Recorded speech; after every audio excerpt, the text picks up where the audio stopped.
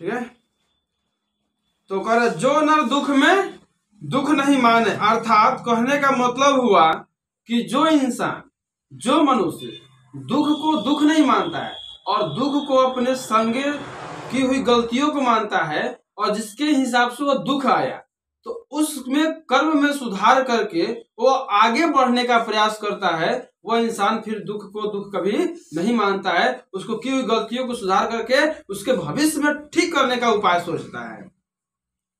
सुख स्नेह अरु भय नाही, जाके कंचन माटी जाने। कह रहा है कि सुख स्नेह अरु भय नाही, जाके कंचन माटी जाने। कहने का मतलब जो सुख स्नेह है, जो इंसान को सुख स्नेह चाहिए, उस सुख स्नेह नहीं मानता है, वह कर्म को मानता है और वह कर्म सुख स्नेह को त्याग कर कर्म में परिश्रम में ध्यान देता है। वह क्या करता है, कंचन माटी जाने। उसके लिए सोना का आभूषण भी क्या है, माटी के समान हो जाता है कि नहीं।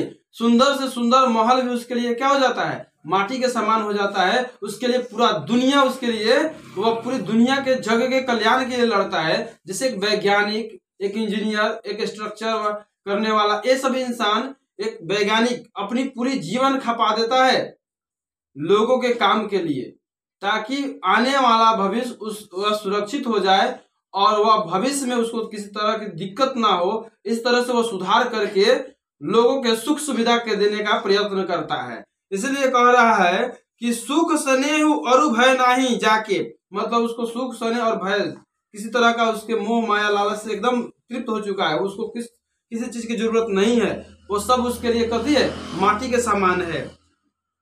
ना ही निंदा ना ही अस्तुति, जाके लोभ मोह अभिमान। कहने का मतलब ना उसको निंदा से कोई फर्क पड़ता है, उसका निंदा भी करिएगा तो उसको कोई फर्क नहीं पड़ता है, क्योंकि उसको पता है कि वह सही कर्म कर रहा है।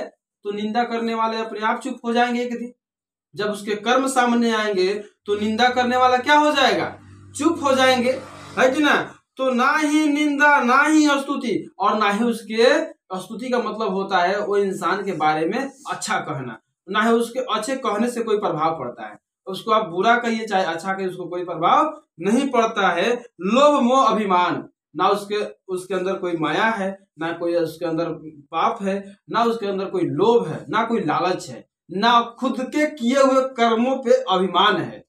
उसको कभी गुरूर नहीं होता है, कभी घमंड नहीं अंदर लाता कि मैं ये हूं। क्योंकि विद्वान पुरुष जो होता है, कर्म योगी जो होता है, वह कर्म करना जानता है, वह अपने काम पे ध्यान देता है। वह ना उसको मोह माया से पता है, ना वह मान अभिमान से उसको पता है कि क्या होता है मान अभिमान, क्या होता है गुरूर करना। वो तो गुरूर करता है घमंड आदमी, तुच्छ व्यक्ति, जिसके पास नॉलेज नहीं होता है, जिसके पास कोई जानकारी नहीं होता है, वह घमंड करता है थोड़ी सी सुंदरता पे, थोड़ी सी ज्ञान पे, थोड़ी सी धन पे, खुद को गुरूर कर लेता है कि मैं बहुत बड़ा विद्वान पुरुष हूं। लेकिन विद्वान पुरुष कभी अपने आप को नहीं बोलता कि मैं विद्वान पुरुष हूं। हर एक शोक ते रहे निहारे, ना ही मान अपमान। हर एक हर्ष शोक ते रहे निहारे, ना उस हर्ष को, ना वह खुशी को निहारता है, ना सुख को, ना वह दुख की चिंता करता है, ना सुख का चिंता करता। हर्ष मन होता है सुख खुशी, तो ना वह सुख की चिंता करता है, ना दुख की चिंता करता है। ठीक है, रहे निहारे, ना उसको निहारने का भी उसका कोई फुर्सत नहीं है, ना ही मान अपमान, ना उसको मान की चिंता है, ना अपमान की चिंता है। विद्वान पुरुष, कर्म योगी पुरुष, कर्म करने वाले पुरुष को ना मान की चिंता है, ना अपमान की चिंता है। बस उसको अपने कर्म पर ध्यान करना है, उसको कर्म करना है, और कर्म से ही वो अपने विकास करना जानता है, कर्म से ही वह आगे बढ़ना जानता है। और उसके लिए सबसे बड़ा इंपॉर्टेंट बात हो जाता है कर्म। कर्म से कोई बड़ा धर्म नहीं है। कितना भी आप पूजा पाठ कर लो, कितना भी पूजा पाठ कर लो, अगर कर्म आपके सार्थक नहीं है तो वह व्यर्थ ही है। ठीक है, केवल पूजा पाठ अहंकार को जन्म देता है, शांति नहीं आता उससे।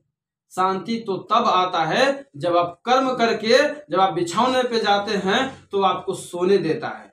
कर्म आपको क्या करता है, सोने देता है। एक किसान क्या होता है, एक किसान देखिएगा, जब दिन भर अपने खेतों में काम करके थक कर जब शाम को आता है तो उसको 7:30 से 9-10 बजे तक उसको क्या हो जाता है, नींद आ जाती है। फिर उसको अपने कर्म जगा देता है 4 बजे भोर में, और 4 बजे भोर में किसान ने अपने खेतों में अपने खाली पैरों से चलना शुरू कर देता है और अपने काम में लग जाता है। लेकिन जो पाप करने वाला है वो लाख पूजा कर ले, लेकिन जब वो बिछावन पे जाता है तो उसको 11 बजे तक नींद नहीं आती है, क्योंकि उसको पता है कि मैं गलत करके आया हूं तो मेरे साथ भी कहीं ना कहीं गलत हो रहा होगा, मेरे साथ भी कोई ना कोई गलत कर रहा होगा, उसको सोने नहीं देता है। ठीक है। काम क्रोध जेहि परस नाही, तेहि घाट ब्रह्मा निवास। कह रहा है काम क्रोध जेहि परसे नाही, तेहि घट ब्रह्मा निवास। कह रहा है कि जो इंसान काम क्रोध को काम का एक काम होता है कार्य, एक काम होता है अंदर पाप काम। अगर काम क्रोध अगर मन में आपके कामुक हो जाते हैं, आप पापी रूप हो जाता है आपका, आपके मन में पाप आ जाता है, दोष उत्पन्न हो जाता है, ठीक है, क्रोध आ जाता है, तो आपके अंदर से ब्रह्मा का निवास घट जाता है। आप लाख पूजा कर लो, ठीक है, जिस देवी देवता के पास जाना है चले जाओ, लेकिन आप वो स्थान प्राप्त नहीं कर सकते, क्योंकि मन में शांति होगा तब जाके ब्रह्मा का निवास हो सकता है, अन्यथा आपके मन में ब्रह्मा का निवास नहीं हो सकता है। इसलिए काम क्रोध जेहि परसे, जैसे ही आपके अंदर में मन में काम क्रोध जग जाएगा, आपके आत्मा से, मन से, चित्त से ब्रह्मा का निवास घट जाएगा और आपको फिर कभी वैसे चीजें नहीं प्राप्त हो सकती जो कभी आपको प्राप्त हुआ करता था। गुरु कृपा जेहि नरपै किन्हीं ती यह जुगाती पिछानी। कहने का मतलब जिस पुरुष पे गुरु की कृपा हो जाती है, अर्थात भगवान की कृपा हो जाती है, जिस मनुष्य पे गुरु की कृपा हो जाती है अर्थात भगवान की कृपा हो जाती है, राम नाम की कृपा हो जाती है, वह मनुष्य जग में सबसे आगे हो जाता है और वो अपने कठिन से कठिन लक्ष्य को भी हासिल कर सकता है, क्योंकि उसके एक पता है उसको, क्योंकि नर कितना भी काम कर ले, लेकिन अगर वो कामुक हो जाएगा, गुस्सैल प्रवृत्ति को हो जाएगा, तो उसके जो कर्म है वो घटने लगते हैं। लेकिन जब इंसान के ऊपर गुरु की कृपा, भगवान की कृपा, और वो सही ढंग में दिशा निर्देश से काम करता है तो अपने लक्ष्य को प्राप्त कर सकता है। ठीक है, वो कभी पछताता नहीं है, वो कभी पछताता नहीं, क्योंकि उसको पता है कि मैं अंतिम समय तक पूर्ण काम करके आया हूं, उसको पछताने की चिंता नहीं होता है।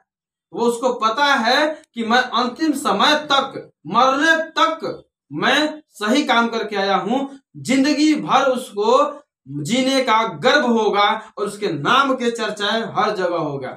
लेकिन जो मनुष्य जिंदगी भर अंतिम समय तक भगवान के शरण में जाने तक भी पाप किया है, उसको इस 84 लाख जीवनी में कहीं स्थान नहीं मिलता है, और उसकी पूरी जितनी दिन तक की सृष्टि रहती है और जिस समाज से निकला हुआ है, उस समाज उसको पूरी की पूरी कौम उसको गाली देता रहता है। इसलिए कभी भी अच्छे काम करो, और अच्छे काम करोगे तो अच्छे नाम होंगे, तुम्हारे बाप परदादा दादा के भी नाम होंगे, वैसा ही तुम्हारा भी नाम होगा। ठीक है। नानक लीन भयो गोविंद संग, ज्यों पानी संग पानी। कह रहा है कि नानक लीन भयो गोविंद संग।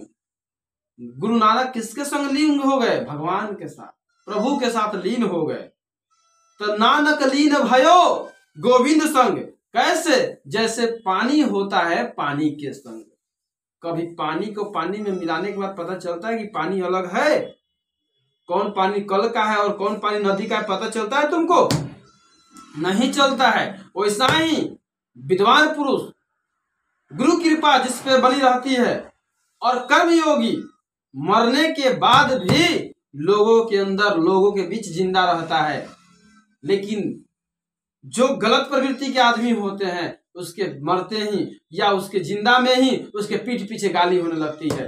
मुंह पर तो सबको ही आपको अच्छा कहेगा, लेकिन जैसे ही आप वहां से हटिएगा आपके पीठ पीछे गाली होने लगती है। इसलिए कर्म ऐसा करो कि तुम जब वहां से हटो भी ना तो तुम्हारे ही चर्चाएं होते रहे। ठीक है।